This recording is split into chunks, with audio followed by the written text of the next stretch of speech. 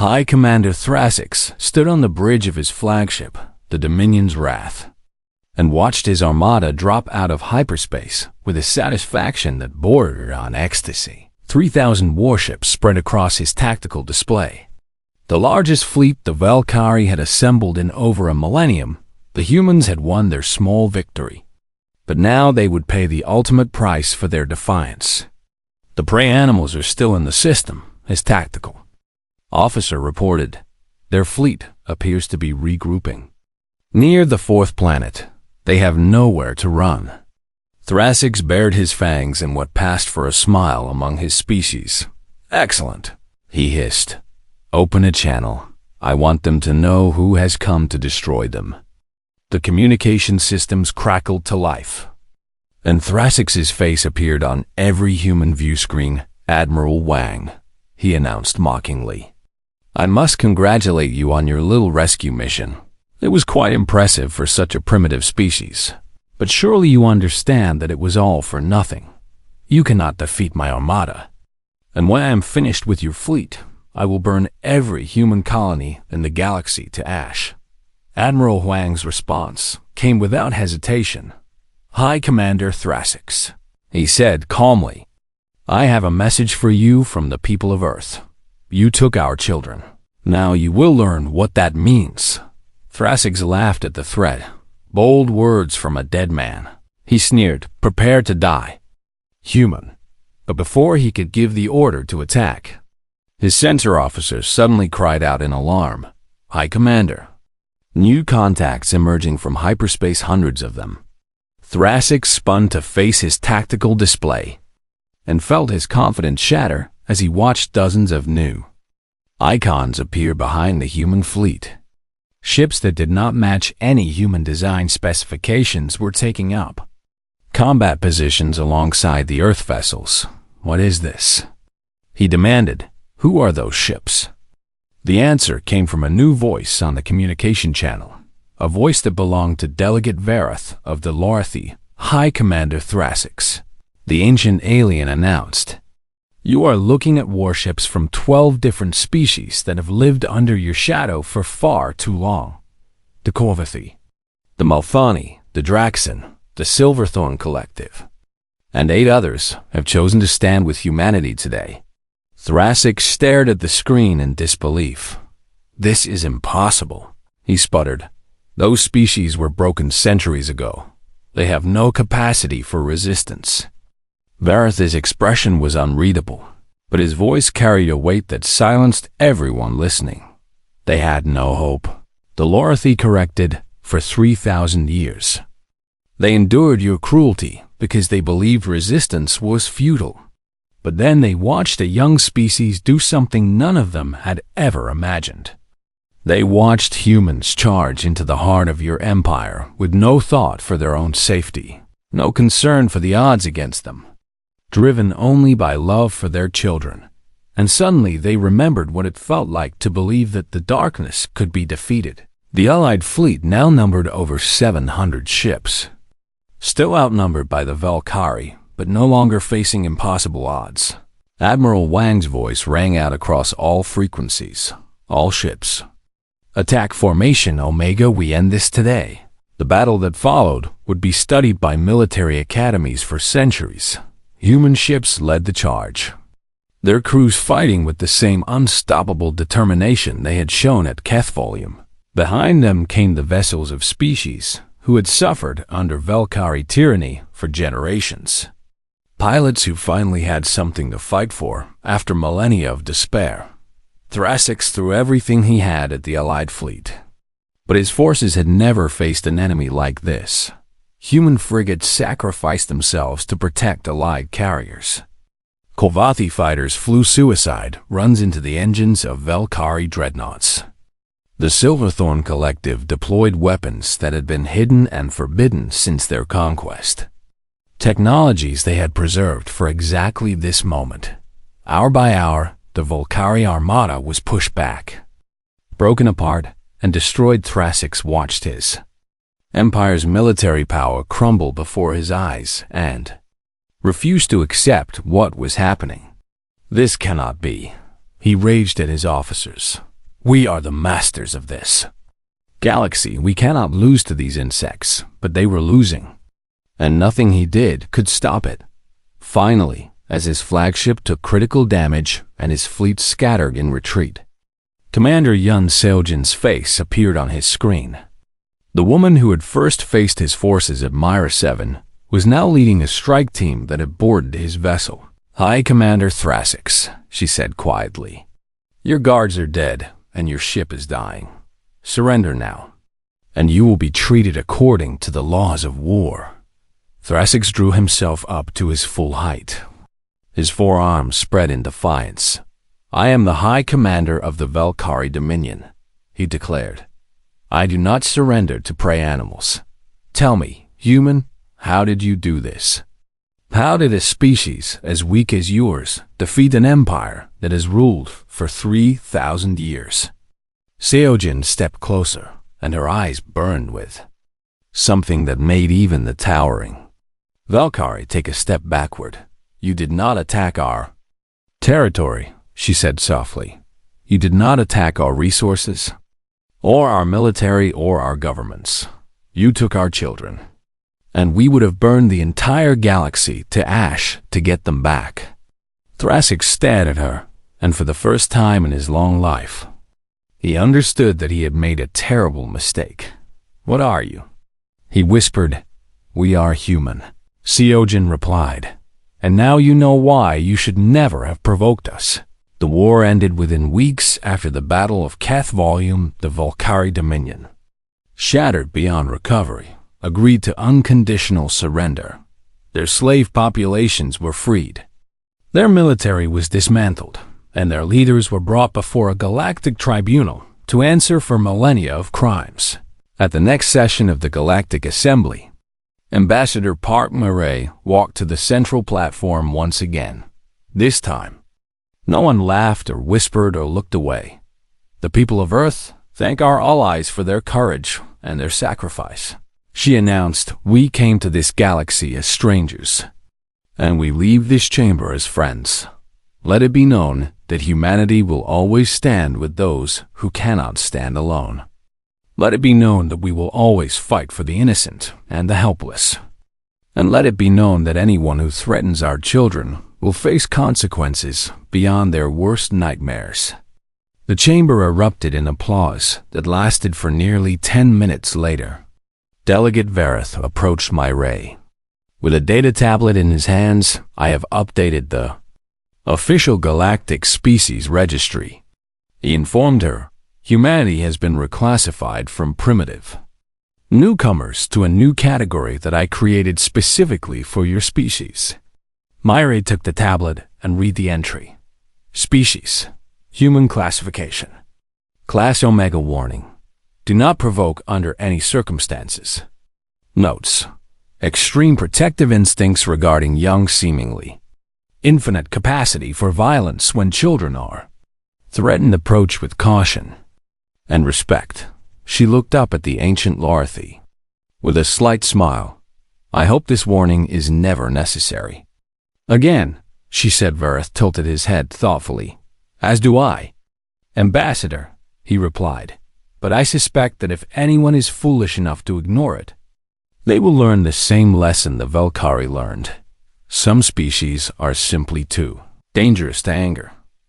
Far across the galaxy, on the rebuilt colony of Mira 7, Commander Yun Seojin watched the children playing in the new schoolyard. Teacher Beat Jiwon sat beside her on a bench, her face peaceful for the first time since the nightmare began. "Do you think they will be all right?" Seojin asked quietly. Jiwon watched little Yoon Hana chasing her friends across the grass. "Laughing without a care in the world. They will be fine," she said with certainty. "They know that no matter what happens, their people will never abandon them. That knowledge is worth more than any therapy or treatment." Seojin nodded and leaned back on the bench, letting the warmth of the sun wash over her face. The galaxy had learned a valuable lesson, and humanity had taken its place among the stars. But more importantly, the children were home safe, and that was all that really mattered. The Valkyrie defense commanders had expected the human fleet to emerge from hyperspace at their border systems, where 300 warships waited in carefully prepared defensive positions.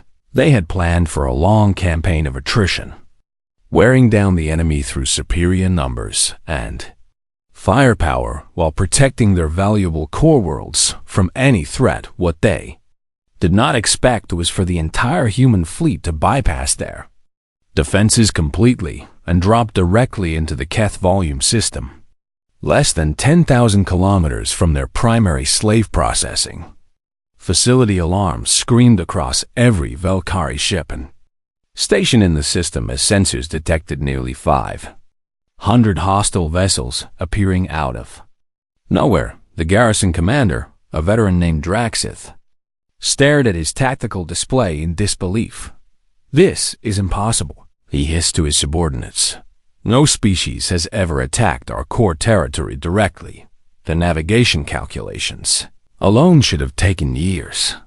But the humans had not taken years.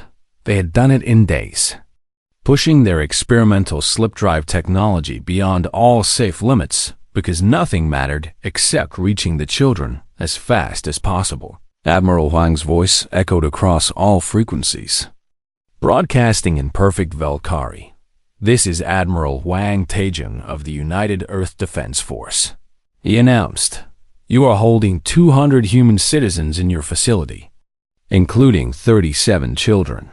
Release them immediately and you will be allowed to evacuate your personnel safely. Refuse, and we will take them by force. You have 5 minutes to decide." Draxith's response was immediate and predictable. "You dare to threaten us in our own space?" He roared back. "The Valkyrie Dominion does not negotiate with inferior species. Your people belong to us now, and you will join them in chains. All ships, destroy the invaders." The Battle of Keth Volume began with a fury that would be remembered for centuries. Human ships surged forward in attack formations that seemed almost suicidal, closing the distance with the enemy while taking devastating fire from the orbital defense platforms. The first wave of cruisers absorbed terrible punishment, but they did not break or retreat. Instead, they used their damaged hulls as shields for the troop transports following behind them. Ground Commander Choi Yoonji stood in the lead dropship, watching the chaos outside through the reinforced viewports. While checking her weapon for the 100th time, she was 43 years old, a mother of 2 herself, and she had volunteered for this mission within seconds of hearing about the kidnapped children around her. 300 soldiers from the elite Rapid Response Division waited in grim silence. 30 seconds to landing. The pilot announced over the intercom, "Enemy resistance. At the LZ is heavy, expect immediate contact upon touchdown." Yoonji turned to face her soldiers.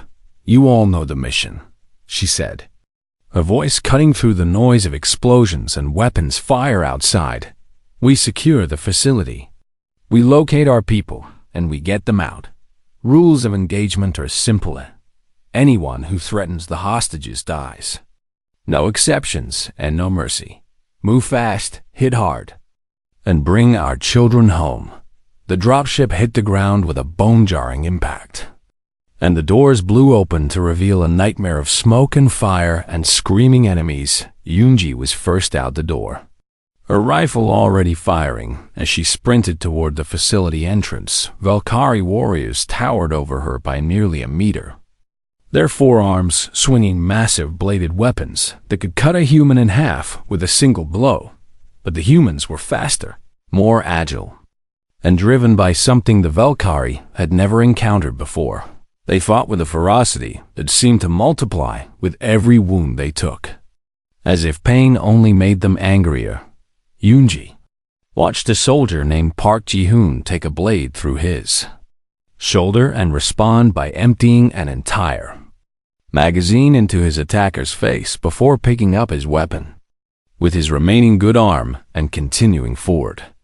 Another soldier, Sergeant Nam Do-hyun, led his squad through a side entrance after receiving reports that a group of children was being held in the eastern wing. They encountered heavy resistance almost immediately. Valkyrie guards forming a defensive line in front of the cell block doors. "Sergeant," one of his soldiers reported grimly, "our sensors show they have moved some of the children to the front of the corridor. They are using them as living shields." Do-hyun felt something cold and terrible settle over his mind as he processed that information. "All units, hold position and maintain cover," he ordered through his helmet com. "I am handling this personally." What happened next would become legend among the soldiers who witnessed it. Do-hyun moved through the corridor like a ghost, using every shadow and every piece of cover with a precision that seemed almost supernatural. The Valkyrie guards could not track his movements, could not predict where he would appear next. He killed them one by one, each shot precisely placed to avoid any risk to the children cowering nearby. When his ammunition ran out, he switched to his combat knife and continued without pause. 6 minutes later, he emerged from the corridor carrying 2 children in his arms while 8 more followed behind him, their hands clutching his uniform as if they would never let go. Every Valkyrie in that sector was dead, and not a single child had been harmed back in the main facility. Baek Ji-won heard the explosions and gunfire growing closer and knew that the moment she had been waiting for had finally arrived. "Everyone, stay calm and stay together," she told the children and adults around her. "Our people are here. We just need to hold on a little longer." The cell doors suddenly exploded inward, and Ji-won instinctively threw herself over the nearest children to protect them from debris.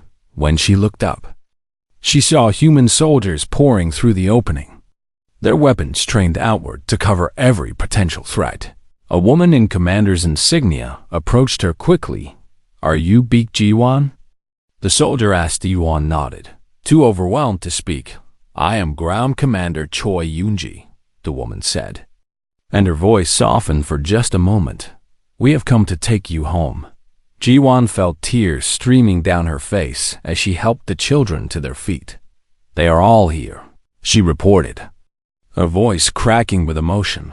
"All 37 children and 163 adults. We kept everyone together and safe."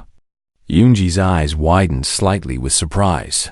"You kept them organized and ready for extraction?" "We prepared everything we could," Ji-won confirmed.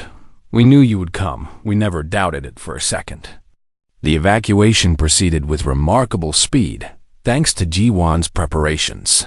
The adult captives knew exactly where to go and how to help, having planned for this moment during every waking hour of their captivity. Within 40 minutes, every single human captive was aboard a transport ship and heading for the safety of the fleet above the planet. The space battle had turned decisively in humanity's favor. The Valkyrie garrison had fought bravely, but they were outnumbered and outmatched by an enemy that simply refused to give up or slow down. Admiral Wang watched the last enemy cruiser break apart under concentrated fire and allowed himself a moment of grim satisfaction. Signal from the ground forces, his communications officer reported, "All hostages recovered." Repeat. "All hostages recovered. Casualties? 47 dead, 112 wounded," the officer replied quietly. Wang closed his eyes briefly, mourning the soldiers who would never see home again, but they had accomplished their mission. Every single captive was coming home. The victory at Keth Volume was complete. But the war was not over as the human fleet began its withdrawal. Sensors detected a massive energy signature approaching from deep space. High Commander Thrassix had arrived with the largest Valkyrie armada ever assembled. 3,000 warships carrying the fury of an empire that had never known defeat. The real battle was just beginning. The message spread across human space like wildfire, jumping from world to world at the speed of quantum communication until every colony, every station, and every ship had received it. Children had been taken by the Valkyrie, 37 of them. Along with over 160 other innocent civilians, war had been declared. and humanity was being called to answer. Admiral Wang Taijun sat in his office at Earth Fleet Command and watched the reports flooding in from across their territory. And he felt something stirring in his chest that he had not experienced in decades of military service. It was not fear or anxiety or even determination. It was something older and more primal.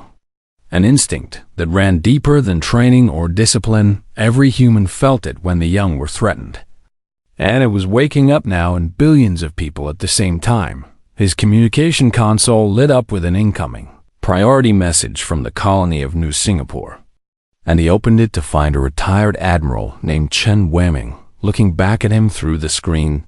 Taijun, Chen said without any greeting or preamble. I am coming out of retirement effective immediately. I have also been contacted by 47 other retired officers in my sector who wish to return to active duty. Wang nodded slowly. Unsurprised by the news, we are receiving similar messages from every sector. He replied, the Defense Council has authorized immediate reinstatement of all qualified veterans who volunteer. How soon can you reach Earth? Chen's eyes burned with a cold fire. That Wang recognized all too well. I will be there in 6 days. The older man promised, and I am bringing 3 cruisers that were scheduled for decommissioning next month. Their crews have refused to stand down until this matter is resolved. The connection ended, and Wang turned to look out his window at the city of Geneva spreading below him across the planet. He knew that similar scenes were playing out in every nation and every community. Factories that had been producing civilian goods were switching to military production without being asked. Young people were flooding recruitment centers in numbers not seen since the great wars of centuries past. Ships that have been mothballed for years were being pulled out of storage and made ready for combat. Humanity was waking up, and the sight was both beautiful and terrifying. Meanwhile, on the slave world of Keth Volume deep in Valkyrie space, the human captives were learning the harsh reality of their new existence. Beak Ji-won was a retired teacher who had moved to Myra 5 years ago to help educate the children of the growing colony. Now she found herself standing in a crowded holding cell with those same children pressed against her legs, their faces streaked with tears and their small bodies trembling with fear. The Valkyrie guards had separated the adults from the children during the initial processing, but Ji-won had refused to leave her students. She had fought and screamed and bitten until the guards finally decided she was not worth the trouble and threw her into the children's cell instead. Teacher Beak, a small voice whispered beside her. When are we going home? Ji-won looked down at 6-year-old Yoon Hana, whose bright eyes were now red from crying. Soon, little one, she promised, keeping her voice steady despite the terror clawing at her own heart. Our people are coming for us. I know they are. But the monsters are so big, Hana said, her lower lip trembling. They said we belong to them now. Ji-won knelt down and took the child's face in her hands. Listen to me very carefully, she said softly. We do not belong to anyone except ourselves and our families. The Valkyrie do not understand humans, and that is their mistake. Our people will never stop looking for us, never stop fighting for us, and never leave us behind. Do you believe me? Hana stared at her for a long moment, then slowly nodded. I believe you. Teacher Beak. Ji-won hugged the child close and looked around at the other captives in the cell. There were several other adults who had managed to stay with the children, and she caught their eyes one by one. They understood without words what needed to happen next. They had to stay strong for the little ones, had to keep hope alive, and had to be ready when rescue came. But Ji-won was already thinking beyond simple survival. She had noticed things during their transport and processing, the locations of guard stations, the timing of patrol rotations, the layout of the facility. Her captors saw her as a weak and helpless prey animal, not worth watching closely. That was their second mistake over the following days. She quietly began organizing the adult captives, passing information through whispered conversations and subtle gestures. A man named Isio Dongwook had worked in engineering and could identify structural weaknesses in the facility. A woman named Im Yuna had medical training and was cataloging the supplies she could access during her forced labor shifts. An elderly man named Gong Pil-su had served in the military decades ago and remembered his training well enough to teach basic self-defense to anyone willing to learn. They were not planning an escape. The facility was too heavily guarded, and they were too far from human space for that to work. Instead, they were preparing to help from the inside when the rescue finally came back in human space. The fleet was assembling at a speed that military historians would later call unprecedented. Ships arrived from every corner of human territory, carrying soldiers who had volunteered within hours of hearing the news. The orbital shipyards worked around the clock, their workers refusing to rest until every vessel was combat ready. Admiral Wang stood on the bridge of his flagship, the carrier Indomitable, and watched the tactical display filled with green icons representing human warships. Final count, his aide reported, a voice tight with barely contained emotion. 472 combat vessels, carrying a total of 230,000 personnel. This is the largest fleet humanity has ever assembled. Wang nodded slowly, his eyes never leaving the display.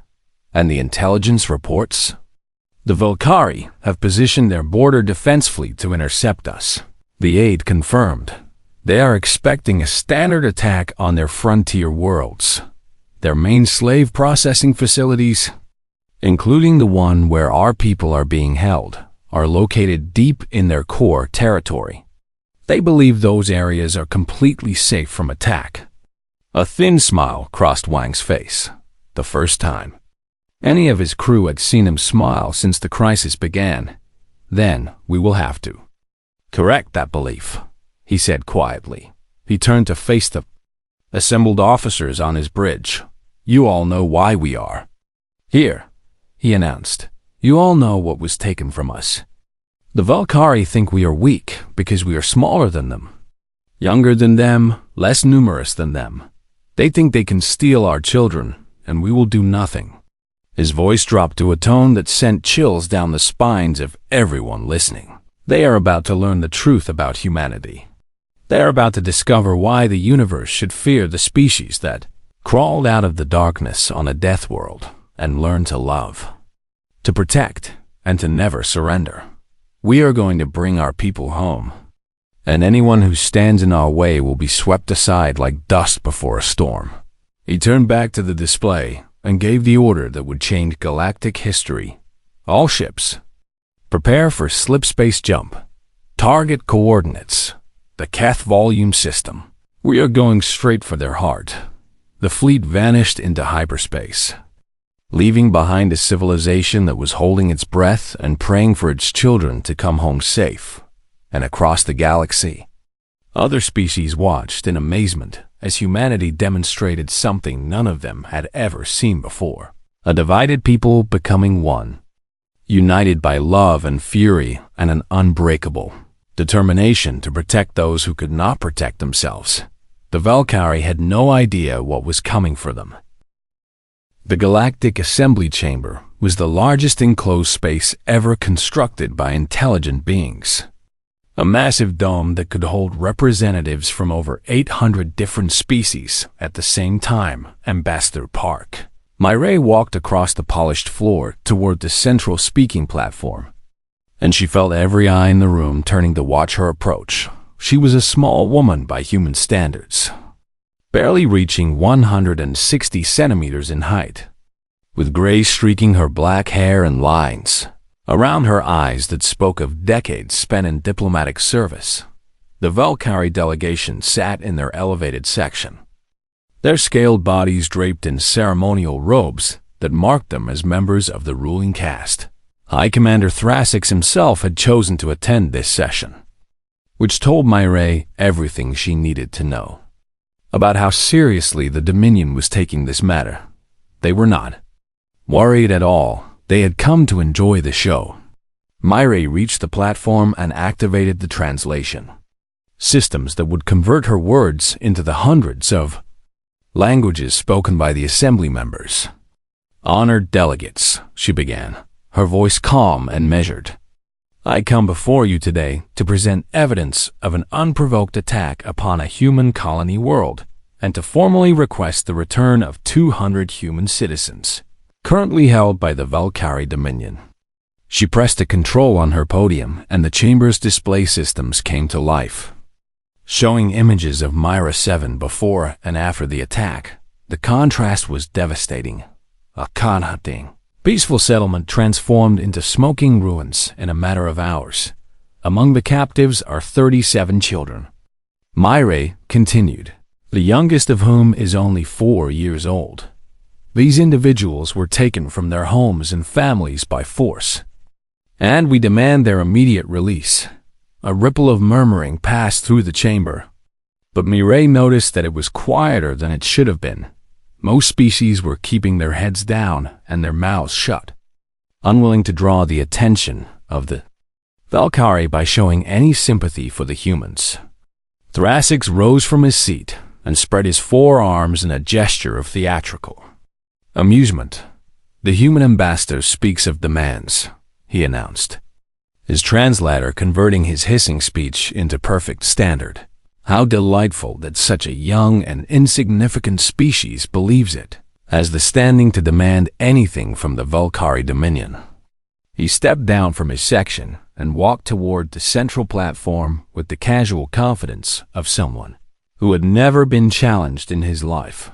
"Your colony was located in unclaimed space," he continued, "and your species has no treaty with the Dominion that would protect you from our rightful harvest.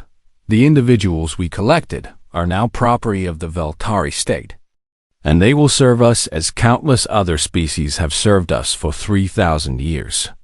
Myra watched him approach without any visible reaction on her face. "I'm asking you one final time, High Commander," she said quietly, "to return our people." Thracic stopped a few meters away and looked down at her with undisguised contempt. "And what will you do if I refuse, little human?" he asked mockingly. "Will you cry to the assembly for help?" He gestured at the silent delegates around them. "Look at them. Not one will speak for you, because they all know what happens to species that oppose the Dominion. You are alone, Ambassador, and you are nothing." Myra held his gaze without blinking. "Very well," she said, and her voice carried through the suddenly silent chamber. "Then I am Ambassador Park Myra, speaking with the full authority of the United Earth Government and all affiliated human colonies, do hereby invoke the ancient right of retribution and issue a formal declaration of total war against the Valkyrie Dominion." The chamber exploded into chaos. Delegates from dozens of species began shouting questions and objections, while others fled toward the exits as if they expected the fighting to begin immediately. Thracic stared at her with an expression that seemed frozen between confusion and disbelief. "You cannot be serious," he finally said. "No species has declared war on the Dominion in over 2,000 years, and the last 3 that tried no longer exist." "I am completely serious," Myra replied. "You have taken our children, and we will take them back. The only question that remains is how many of your people will die before you accept that fact." Thracic threw back his head and laughed, a harsh sound that echoed through the chamber. "This is madness," he declared to the assembly. "Humanity has been a spacefaring species for less than 3 centuries. They have no idea what they are facing. We will crush them so thoroughly that future generations will use their name as a warning to other foolish species." He turned and strode back to his delegation, still laughing as he went. The session dissolved into disorder, with the assembly chairman desperately calling for calm while delegates scrambled to figure at what this declaration would mean for their own species. Myra stepped down from the platform and walked toward the exit, her face still showing no emotion despite the hurricane of activity around her. She was nearly at the door when a voice called out to her, "Ambassador Park." She turned to see an elderly figure approaching, his body wrapped in the flowing robes of the Lorthi, one of the oldest species in the galaxy. Predating even the Valkyrie by several millennia, the Lorthi were observers and record keepers, famous for their neutrality and their habit of watching civilizations rise and fall without ever becoming involved. Delegate Vareth, Myra acknowledged with a respectful nod. I did not expect any member of the assembly to speak with me after that display. The ancient alien studied her with eyes that held the weight of countless centuries. I have watched 342 species attempt to resist the Valkyrie, he said quietly. All of them failed, and most were completely destroyed.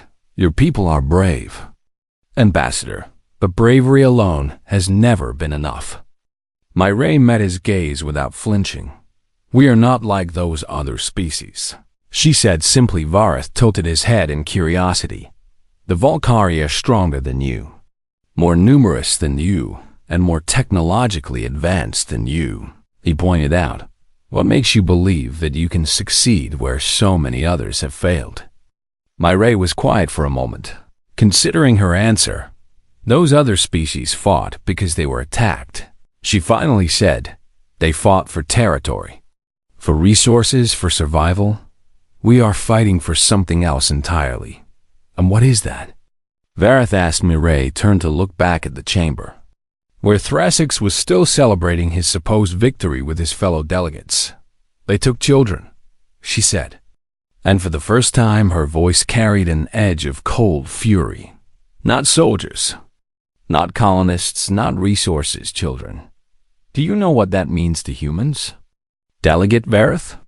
The Lorthi shook his head slowly. I confess that I do not. It means that every single human being in the galaxy will fight until those children are home safe. Myra explained. It means that we will not negotiate, we will not compromise, and we will not stop. It means that the Valkyrie have not started a war. They have awakened something that should have been allowed to sleep. Vareth was silent for a long moment, his ancient mind processing her words. I have never seen a species react this way, he admitted. The intensity in your voice is unlike anything in my experience, Myra smiled. But it was not a pleasant expression. Then watch closely. Delegate Vareth, she said.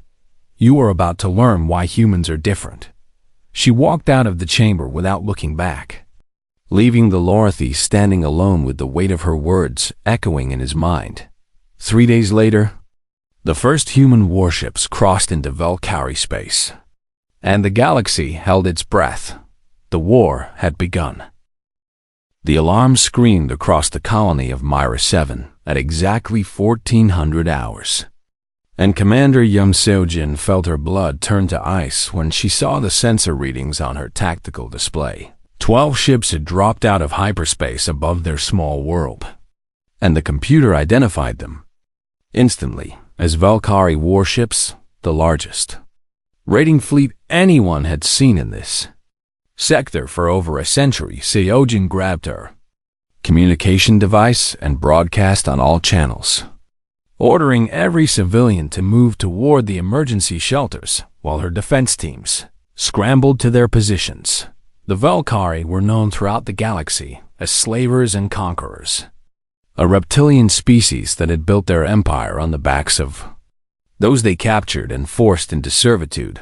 No one challenged them because no one could afford the cost of such a war. Seojin watched the enemy ships descend through the atmosphere like metal predators, their hulls glowing red from the heat of entry as they headed straight for the main settlement.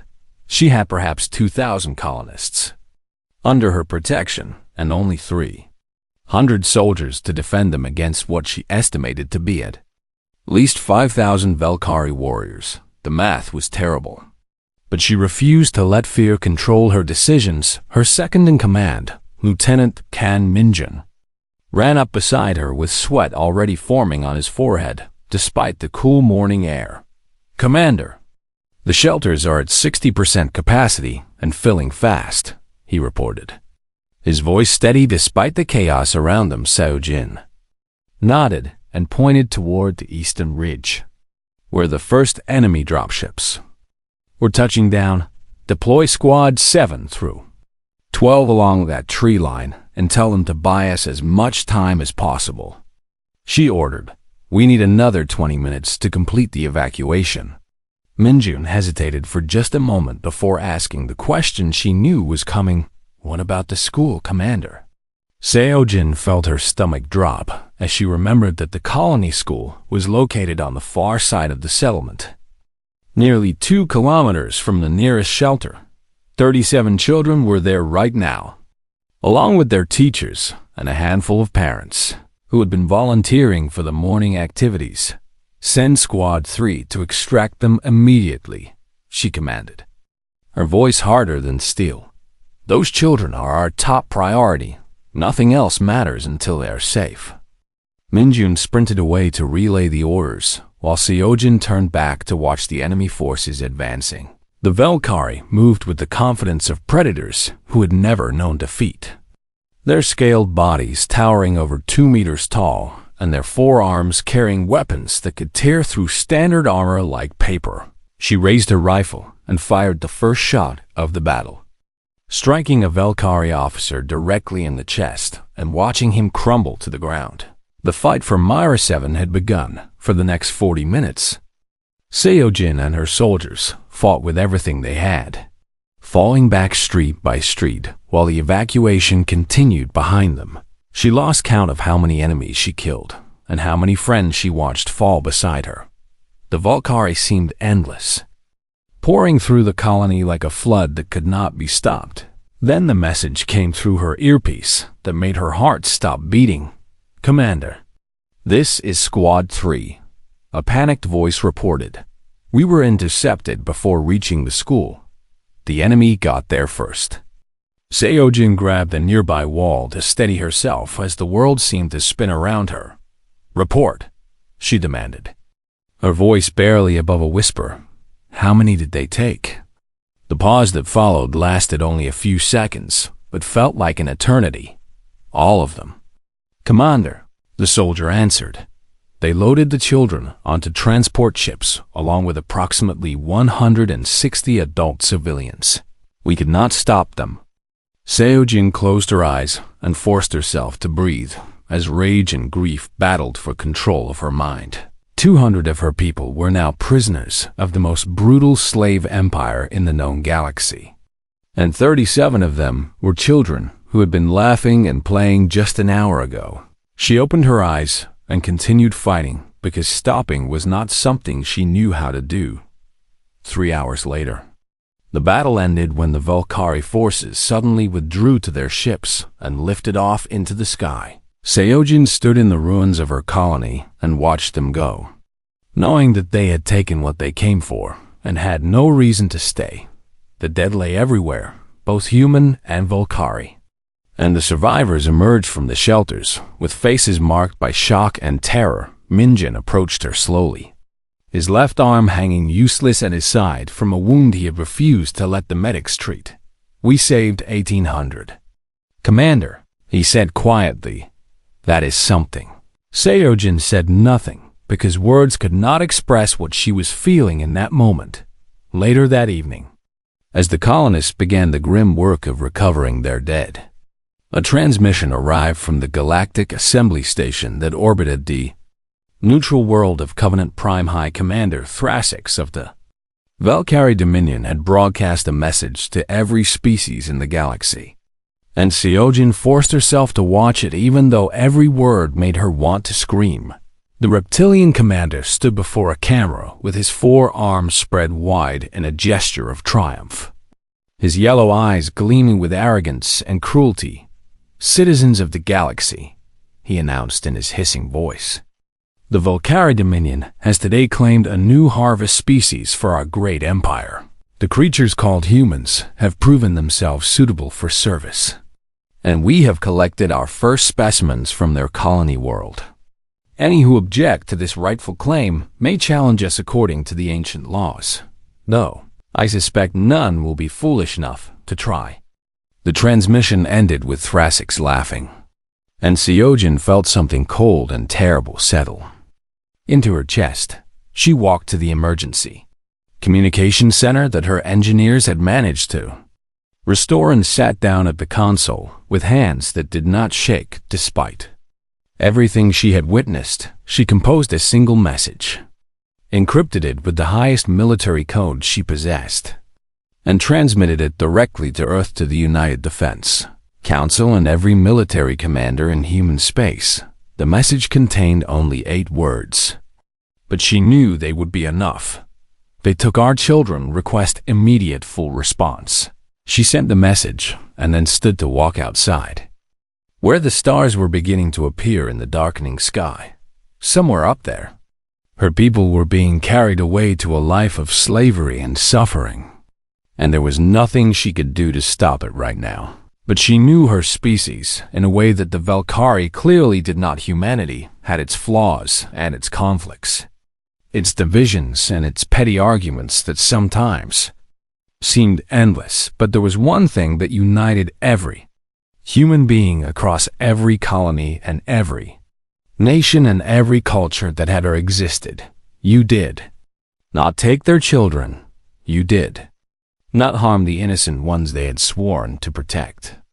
With every fiber of their being, Sayan looked up at the stars and whispered words that the wind carried away into the night.